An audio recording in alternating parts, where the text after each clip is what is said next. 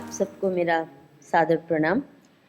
ये हमारे लिए बहुत सौभाग्य की बात है कि भारत में काशी फाउंडेशन और world Hindu council of America across thousands of miles आप इकट्ठे होके कुछ ऐसे ज्वलंत मुद्दों पे काम करने के लिए तैयारी कर रहे हैं जिनकी इस देश में बहुत ज़रूरत है। और मेरा मानना है कि हमारी एनआरआई कम्युनिटी का इसमें बहुत बड़ा योगदान होने वाला है। अभी तक हमें मालूम है कि एनआरआई कम्युनिटी ने वहाँ अपनी शख्सियत बनाई, परंतु भारत की नहीं बन पाई।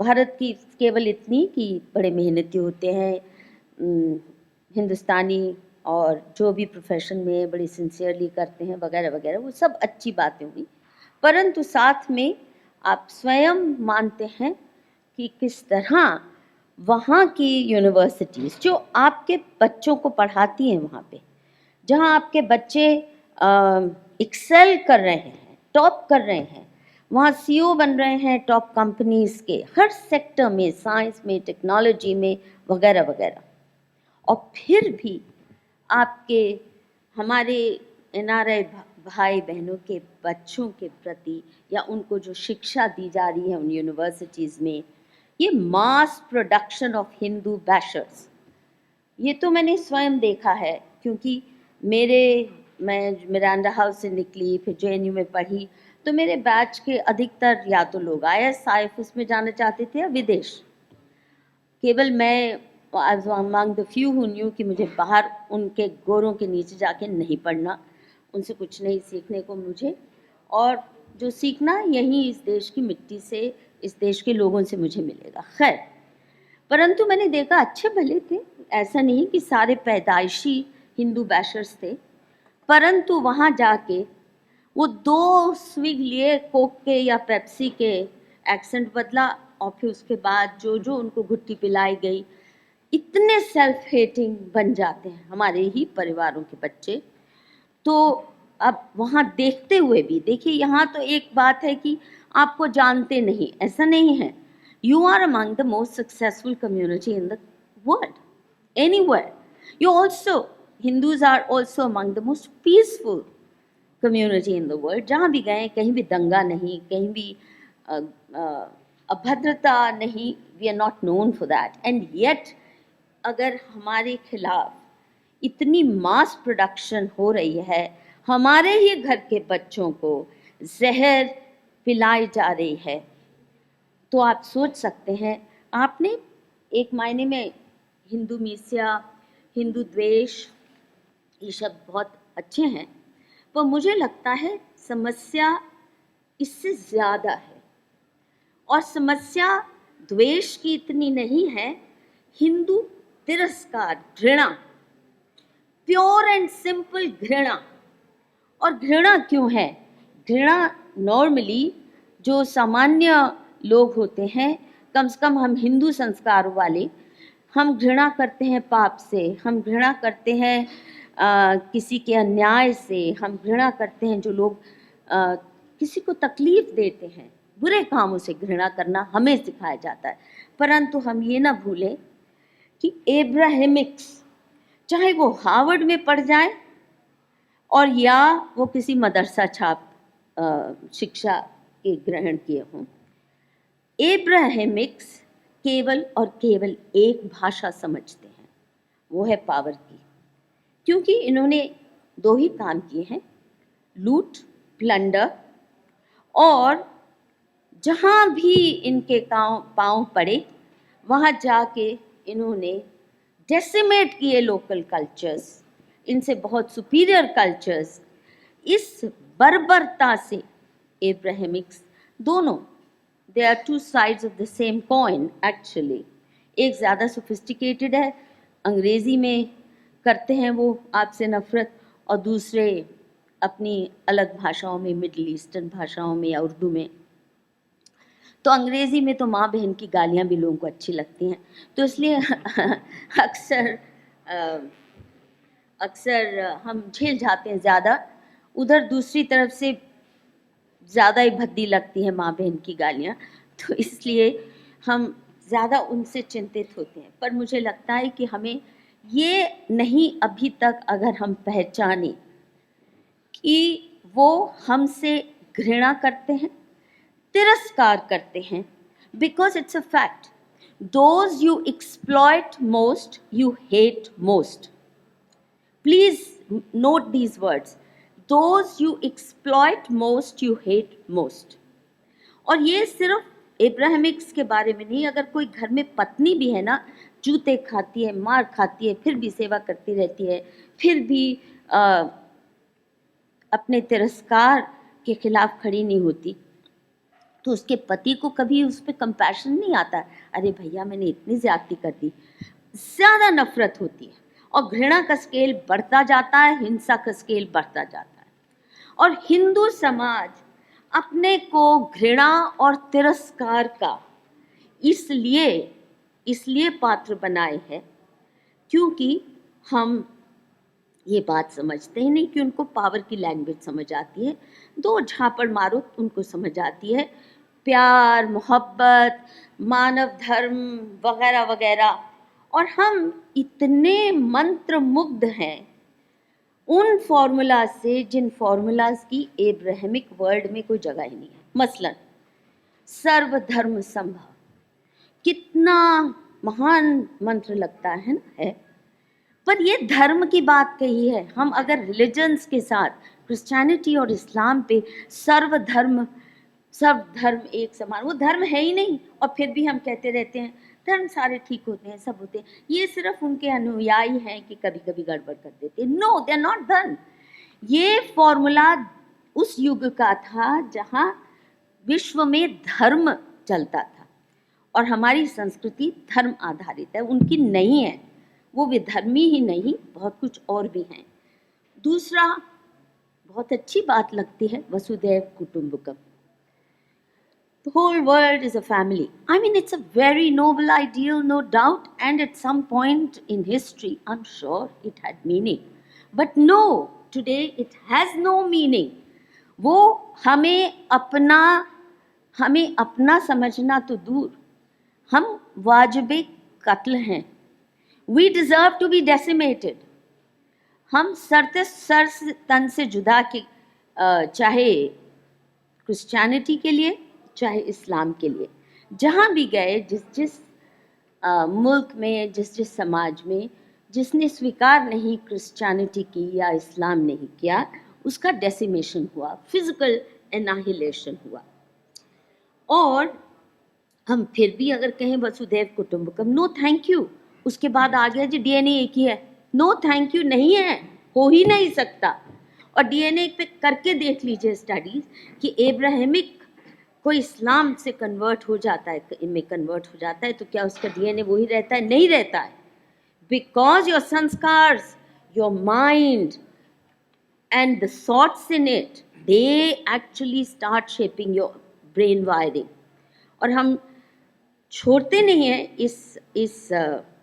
इस मोह को कि वो हमें अपना लें, वो हमें अपना समझ लें.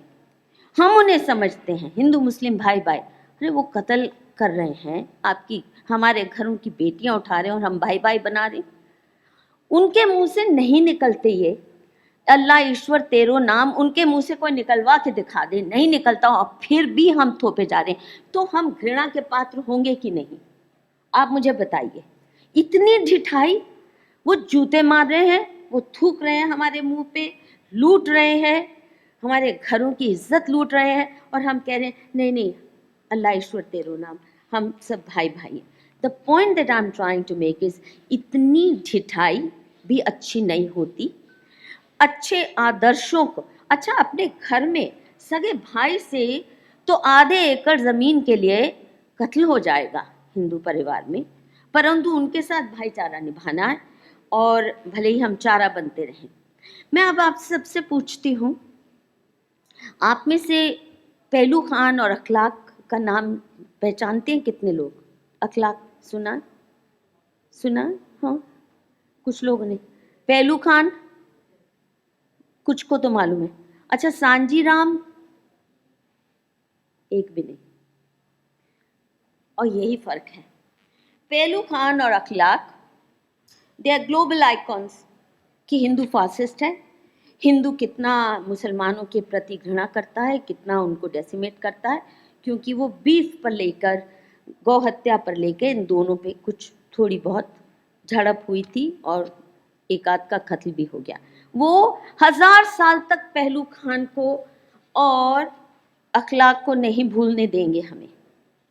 उनका बच्चा 4 साल का बच्चा भी पहलू खान और अखलाक को जानता है कि कितनी ज्यादती हुई।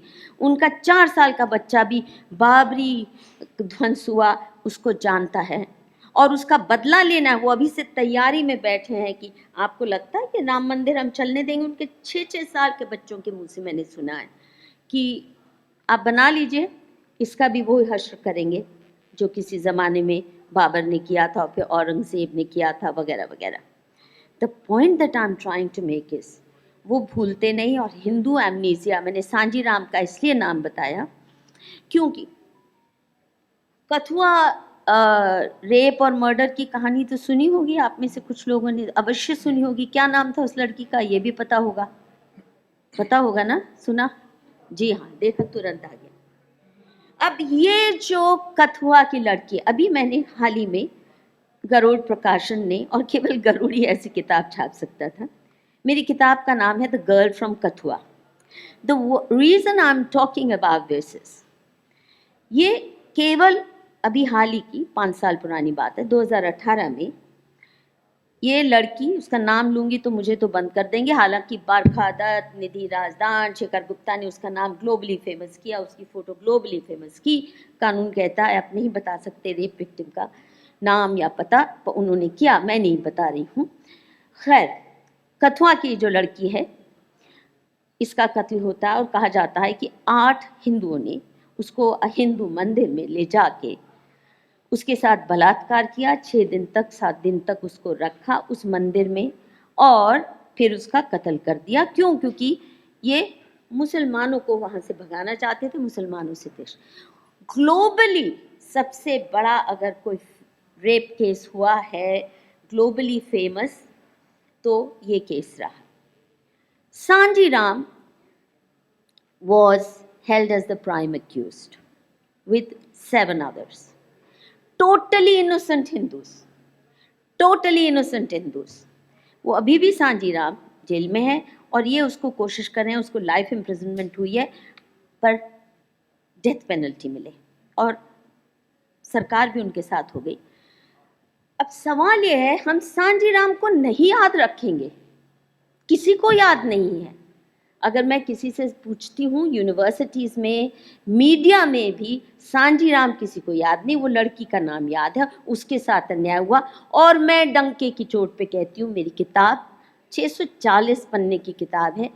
आप सोच सकते हैं उस केस की कितनी बारीकी से मैंने इन्वेस्टिगेशन की है, ताकि ये मेरा जो मोटो है, नो मोर फॉरगेटिंग, नो मोर फॉरगिविंग। हमारी फॉरेन यूनिवर्सिटी क्या हमारी इज्जत करेंगी अगर हम अपनी इज्जत नहीं करते? हम अपनी इज्जत नहीं करते। हमारे समुदाय में से जो बिल्कुल निर्दोष लोग इतने जघन्य अपराध के लांछन के साथ उनको जेल में ठूसा जाता है, and we have moved on as if nothing happened, just as we moved on with all those people जिनका सर तन से जुदा किया गया बिना किसी बात के। तो ये जो हमारी एमनीजिया है, ये जो हमारी भूलने की पद्धति है, इसको हमने अपनी महानता बना लिया। ये महानता नहीं है, बहुत घृणित अपराध है कि आपके समुदाय के साथ इतने अन्याय हो रहे हैं और आप नाम भी आप नहीं, हम, और कभी भी आप नहीं कहना चाहिए, तुम, आप नहीं, हम उनका नाम भी ना याद रखें। उनके लिए लड़ना तो बहुत दूर की बात है। आप जानते हैं इनका तो कोई बुरहान वानी, कोई टेररिस्ट भी हो तो battery of eminent lawyers appear in court, ये उनके लिए भी खड़े हो जाते हैं। और हमारे मासूम लोग भी अगर घृणित अपराध में झूठे फंसाए गए हो, भले ही वो शंकराचार्य क्यों ना हो, हम मान जाते हैं, चुपचाप बैठ जाते हैं। तो हम घृणा के पात्र क्यों ना होंगे? ये हिंदू मीसिया का सिर्फ सवाल नहीं है, We are earning their disrespect because we allow them to loot us, we allow them to plunder us, we don't dare retaliate. और ये जो एक बुनियादी फर्क है उनमें और हम में, वो एक बाबरी ढांचे के लिए मरने मराने को तुल जाते हैं। हजारों सैकड़ों मंदिर उसके बाद उन्होंने तोड़ दिए, कोई गिनती नहीं। वो बाबरी ढांचा गिरा, वो अभी भी हमें माफ नहीं है। वो अगले राम मंदिर को तोड़ने की तैयारी कर रहे हैं और हम लाखों मंदिर टूट गए, हमारी आंख के सामने ध्वस्त दिखते हैं।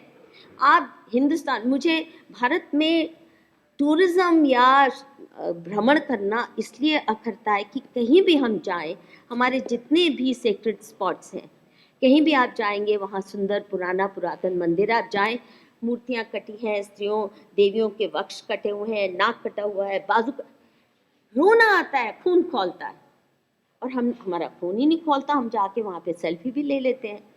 तो क्यों ना हम पे वो घृणा अपनी उड़ेलें, क्यों ना वो हम अपनी यूनिवर्सिटीज़ में, अब ऑक्सफोर्ड यूनिवर्सिटी की हम या हार्वर्ड की या जो 5 स्टार यूनिवर्सिटीज़ इनकी हैं, एलिट यूनिवर्सिटीज़, हम सब जानते हैं कि वो मास प्रोडक्शन फैक्ट्रीज़ हैं, एजेंडा सेट करती हैं, भारत तेरे टुकड़े होंगे।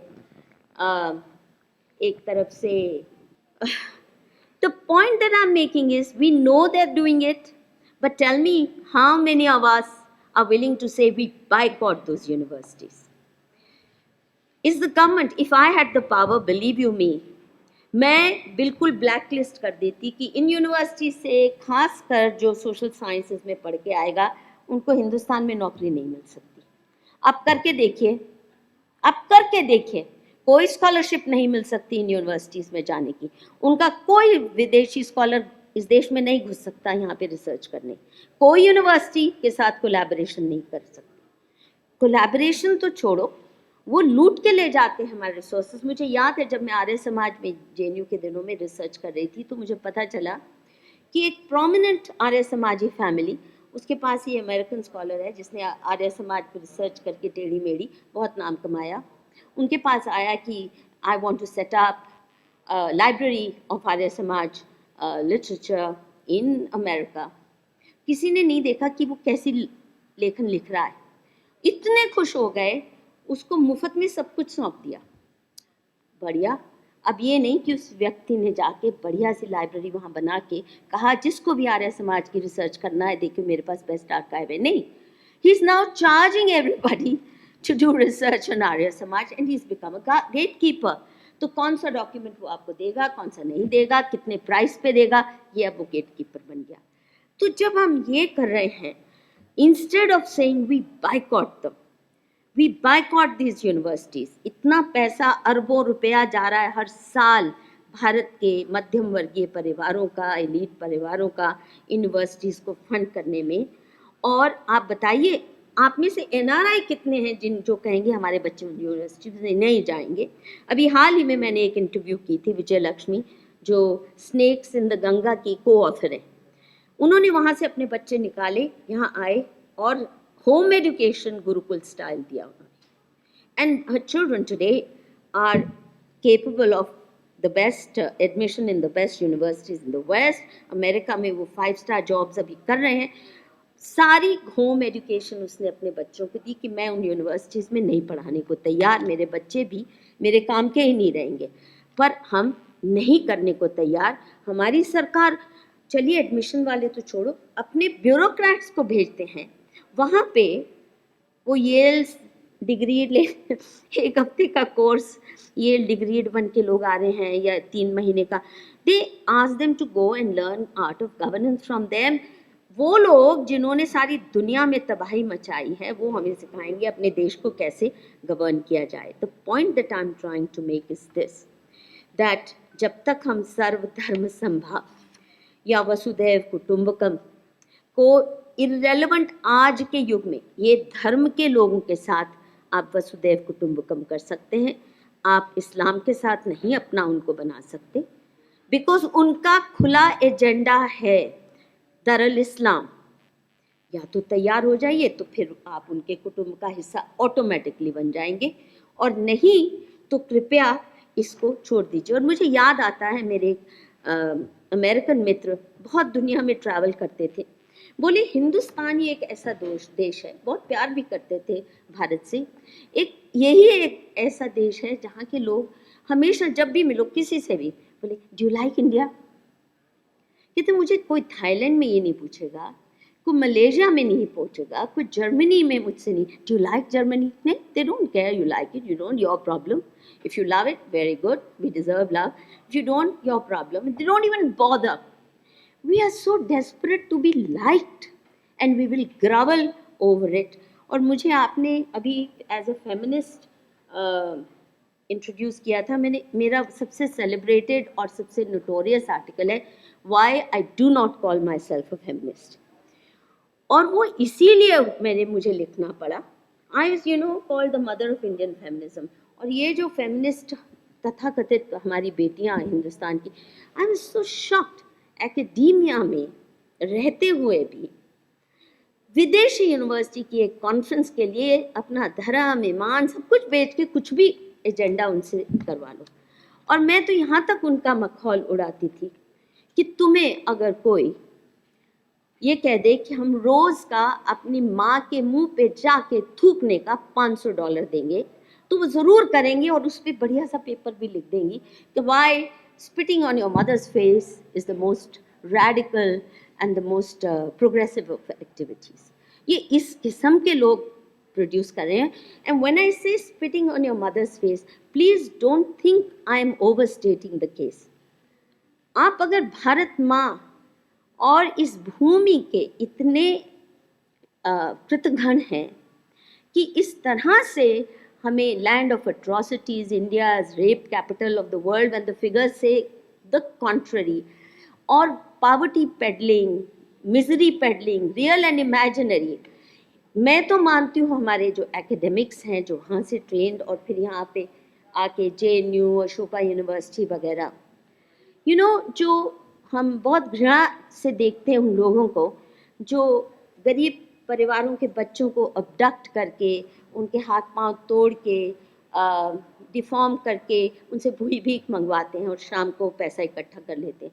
हम सोचते हैं इससे नीच काम कोई हो सकता है क्या, पर हो रहा है इस देश में। उससे भी नीच काम है कि यहाँ की रियल एंड इमेजिन्ड मिजरीज, झूठ सच करके जली हुई बॉडीज, अगर कोई तथाकथित रियल या इमेजिनरी एट्रॉसिटी, उसको ले जाके वो डेड बॉडीज को दिखा के आप पैसे मांगते हैं। और अच्छे अच्छे परिवारों की बेटियां, हमारे आर्मी जनरल्स की बेटियां, IAS ऑफिसर्स की बेटियां, टॉप नॉच इंडस्ट्रियलिस्ट के घरों की पैदाइशें, ये NGO खोल के बैठे हैं या स्कॉलरशिप करते हैं विदेशी फंडिंग से। I been for example on the ICSR committee and I know कितने सोशल साइंस रिसर्च सेंटर्स ऐसे हैं। और इन्होंने सबसे पहले कब्जा ICSR पे किया, फोर्ड फाउंडेशन ने उसको फंड देके, in order to change the narratives. ये वहाँ पे सिर्फ नहीं मास प्रोडक्शन कर रहे, हमारी यूनिवर्सिटीज़ में आके थोड़ा सा पैसा देते हैं और लोग फिर लोटपोट हो जाते हैं उनके चरणों पे।